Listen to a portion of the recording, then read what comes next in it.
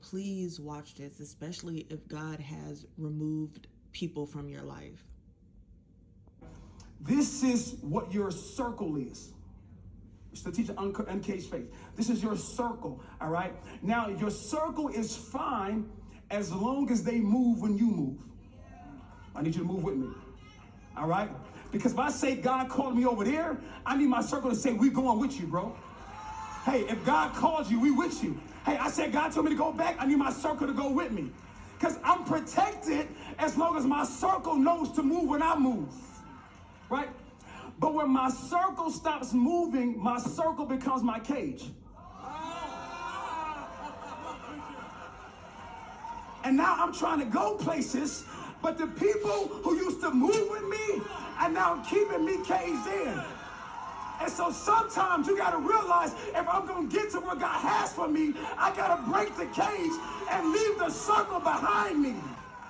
What if your circle has become your cage?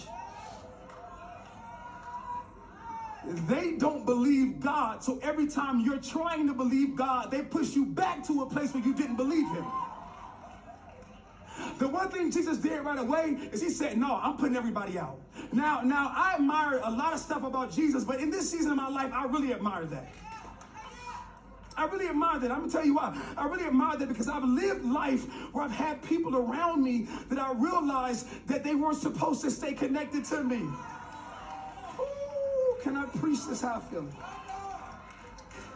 People that weren't supposed to remain connected to me, and I was hurting myself by reattaching to old circles because they were long-term friends or because they were family. And I'm telling you one thing right now, one of the most hurtful things you ever gonna have to do is when you have to have that realization, not with them, with yourself, that God, I can't get to where I need to get to if I remain attached to people who don't see you like I see you.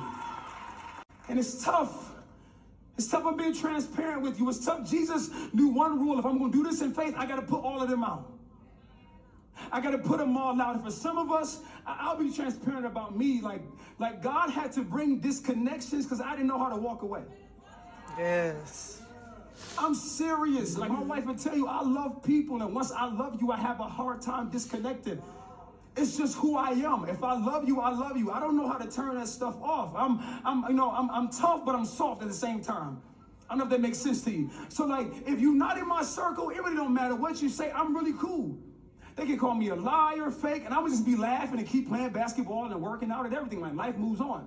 But once a person comes into my circle, I hold them close. So when I started to realize that maybe they shouldn't be in my circle, I had a hard time disconnecting. I started trying to repurpose them. Mm-hmm. I try to find new places that they can stay in my life. Or maybe they can be this kind of friend. What if they can be that kind of friend? If they can't be that kind of friend, or if they're not this kind of family member, what if they can be that kind of family member? And I found it in my life that I was actually injuring myself. And what God had to do is that God had to literally allow stuff to happen so that I would walk away, because he knew that I would not walk away on my own. Oh, I know this is so uncomfortable. He knew I would not walk away on my own, and he knew that staying connected to them was going to be injury to my purpose. And so he had to bring disconnection so that I can get at distance, see them for who they really were. So when I come back, I knew how to love but not reconnect in the same way. Yes.